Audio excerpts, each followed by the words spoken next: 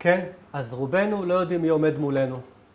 יועץ, סוכן, משווק, מה האינטרס שלו, מה הוא רוצה. דבר ראשון, שלא תבינו לא נכון, אני בראשון שאני יועץ פנסיוני, כמובן שאני מעדיף שכולכם תעשו ייעוץ, אבל אין בעיה, נגיע לכל איש מקצוע, לסוכן, למשווק, ליועץ.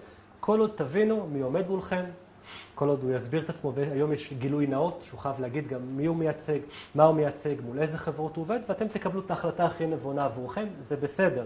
אבל רק שנבין בדיוק מה ההבדלים. אז בואו נעשה אחת ולתמיד סדר, נבין מי זה כל אחד, מי עומד מולנו. הדבר ראשון, סוכן ביטוח, זה סוכן שיש לו רישיון של סוכן ביטוח על פי משרד האוצר. דרך אגב, יש 3 רישיונות במשרד האוצר, או סוכן ביטוח, או משווק פנסיוני, או יועץ פנסיוני, זה 3 רישיונות. בפגישה מול איש מקצוע, אני ממליץ לדרוש, לראות את הרישיון, להבין מול מי עובד, כי יש חלק שקוראים לעצמו יועץ, וחלק סוכן, וחלק משווק, צריך להבין בכל מקרה מי עומד מולנו, דבר ראשון. דבר שני, הסוכן יכול לעבוד עם כל הגופים, יכול לעבוד עם חלק מהגופים, יכול להיות שהוא מקבל עמלות הפצה, זה העמלה שהוא רוכש, הוא יכול לקבל יותר מחברה אחרת, פחות מחברה אחרת, מכל החברות אותו דבר גם יכול להיות, לא משנה. מה שחשוב שנבין, שיש הבדלים יכול להיות, והמשכורת שלו נגזרת דרך עמלת ההפצה. משווק פנסיוני, מה זה משווק? זה אותו בחור, אותו שכיר בחברת הביטוח, או בית השקעות שעובד ומציע לנו באופן ישיר אפילו, קרן השתלמות, קרן פנסיה, קופת גמל, לא משנה מה. הוא מקבל משכורת חודשית מחברת הביטוח או בית ההשקעות. זה משווק. כמובן, מאוד קל לראות אותו.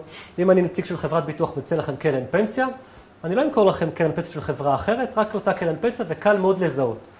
הרישיון השלישי, שהוא רישיון שהוא די חשוב להכיר אותו, זה רישיון של יועץ פנסיוני. יש 2 סוגי יועצים פנסיוניים בישראל, למרות זה כיום יש עדיין רישיון אחד. יש יועץ פנסיוני בנקאי, שבאמת הבנק מציע לנו ייעוץ פנסיוני, זה טוב, זה מצוין, אבל חשוב שנבין מאיפה נגזר. הרי ייעוץ פנסיוני לא חינם, נכון? הרי אף אחד לא עובד בחינם. ייעוץ פנסיוני היום בבנק גובה 0.25% מעמלת ההפצה. אם אנחנו שומעים 1% דמי ניהול, בקרן השתלמות הוא לוקח 0.25% מתוך הדמי ניהול האלה. אז כמובן יש יתרון לאנשים שמשלמים דמי ניהול מקסימליים להגיע לבנק, כי הבנק בדרך כלל מוזיל להם את העמלה. וזה דבר מאוד חשוב. אבל חשוב להבין שהמשכורת מגיעה מתוך דמי הניהול. דוגמה נוספת, או יותר נכון משהו חשוב, החל מינואר 2013 כנראה, עמלות ההפצה של הבנקים עולות ל2% מההפקדה ו0.2 מהצבירה השנתית. חשוב שנדע שלא יכולים לקרנות הפנסיה או לביטוחי המנהלים או למוצרים אחרים, חשוב שנבין את התהליך שיש גזירה דרך דמי הניהול, ולכן צריך להבין את המשמעויות של לקבל שכר טרחה מחברות הביטוח או בתי השקעות או חלקם. כיום עדיין לבנקים אין הסכמי הפצה מול כל הגופים, אני מניח שזה יהיה בקרוב, אבל כרגע הם לא מייצגים את כל הגופים בישראל. ייעוץ פנסיוני, כן, אני משוחד, אבל בכל מקרה אני אגיד, ייעוץ פנסיוני פרטי יש כיום בישראל, אם אני מכיר את רובם, בסביבות 50 יועצים פנסיוניים עצמאיים, שאנחנו מקבלים את שכר הטרחה מכם, מהלקוחות. נכון, יש משא ומתן, יש ויכוחים על העלות, אבל ברגע שאתם משלמים את הכסף, לנו אסור לקבל עמלות מחברות הביטוח או בתי השקעות. השירות הוא אובייקטיבי לחלוטין, נכון, הוא לכסף, נכון, לא רגילים לשלם כסף, האמת, זה מאוד התלבטות, למה בכלל לשלם כסף למישהו חיצוני, אבל כן, צריך לעשות בדיקה. פעם, פעמיים, 3 מהלך אחרים, צריך לעשות בדיקה לגבי כל הפוליסות של המשפחה, של הקופות גמל, של הפנסיה, של ביטוחי בריאות, של ביטוחי סיעוד, כי זה עלויות של מאות ואלפי שקלים בחודש, אנחנו צריכים לעשות בדיקה לגבי כמה אנחנו משלמים ואם אנחנו במקום הנכון. לא תמיד כדאי להגיע לגיל פרישה, ואז לקבל את הייעוץ רק בפרישה עצמה, ולהגיד למה לא 20-30 שנה קדימה, לא עשיתי את הבדיקה לגבי הפוליסות שלי. אז זה מאוד חשוב, יש ייעוץ פנסיוני, זה תחום דרך אגב שהוא התפתח בשנים האחרונות בעיקר, ואני מאמין גם שהוא התפתח בצורה מאוד משמעותית.